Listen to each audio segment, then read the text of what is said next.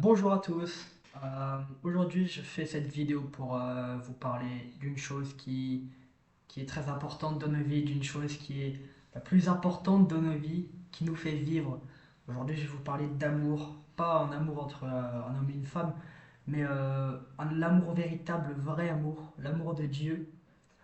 Alors, le vrai amour, l'amour de Dieu, c'est pas un amour qui est un amour de désir.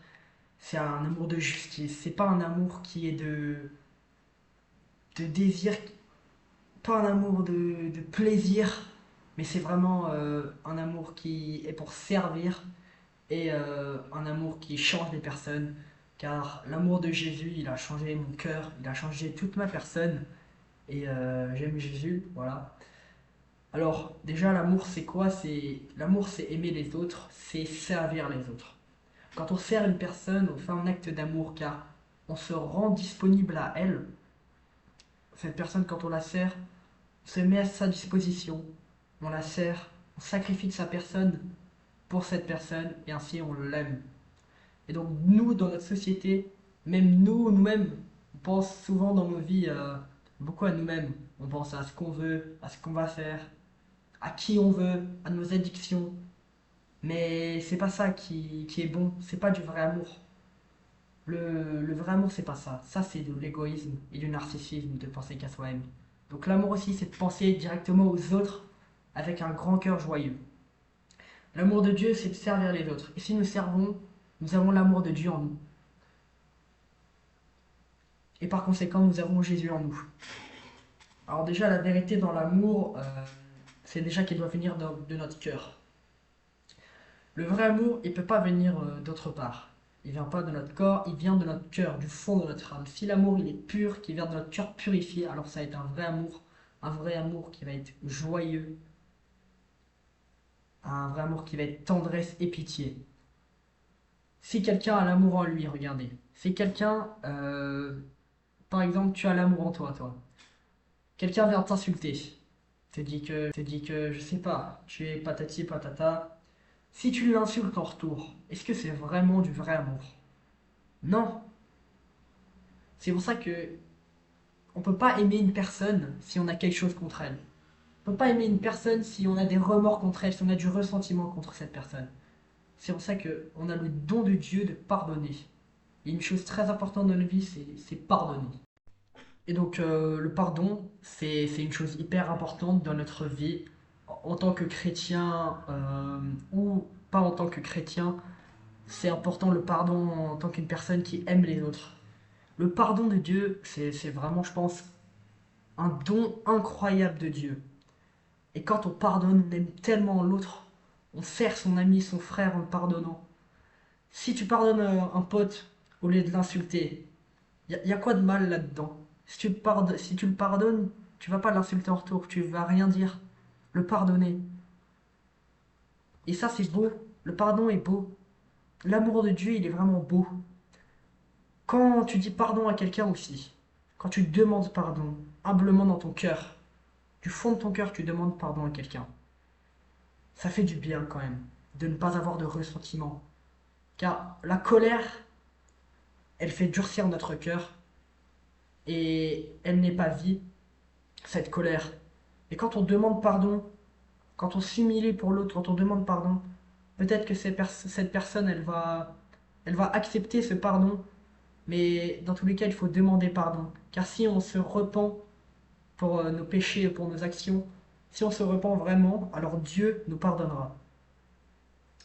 Moi, vraiment, j'ai fait l'expérience de pardonner dans ma vie et ça a changé beaucoup de choses. Ça a enlevé la colère de mon cœur, ça a fait naître d'autres choses, ça a fait naître de l'amour, de la tendresse, de la pitié.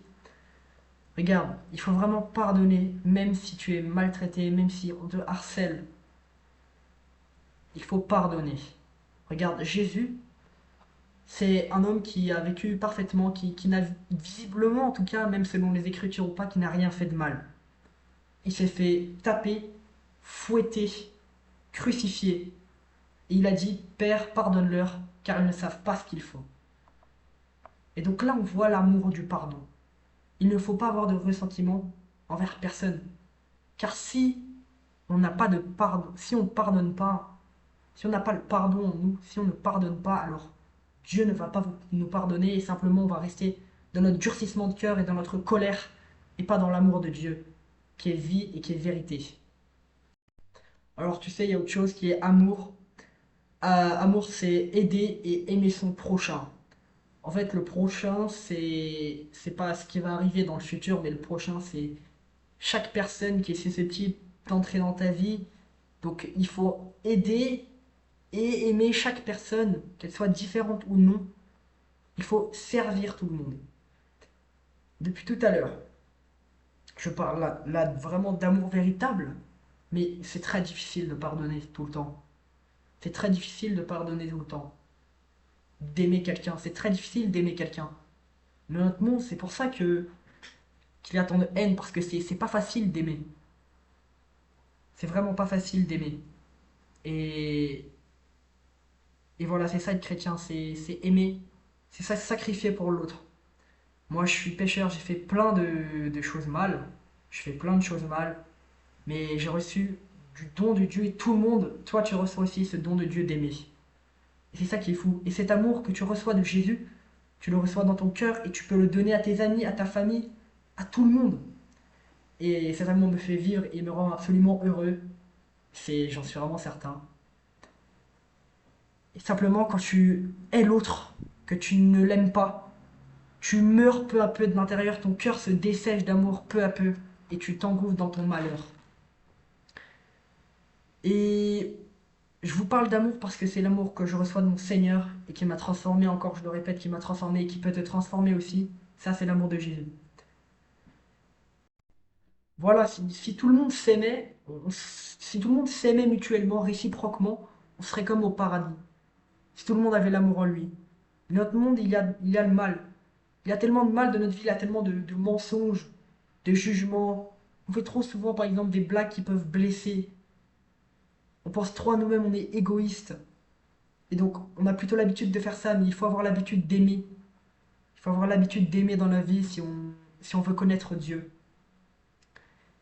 Et j'en viens au fait que aimer, c'est sacrifier de sa personne, c'est se sacrifier pour son frère ou sa sœur. C'est tout laisser pour aimer, c'est tout laisser pour suivre Jésus. Si on veut aimer quelqu'un, il faut abandonner tout le mal qui est en nous, se purifier le cœur par l'action de Dieu. Et on doit tout laisser pour suivre Jésus qui est l'amour. On doit se sacrifier, car lui-même, il s'est sacrifié, il est le Fils de Dieu vivant. Il s'est sacrifié pour nous. Et il veut vraiment que tu sois en lui. Dieu nous appelle, nous chrétiens et toute la terre, à aimer.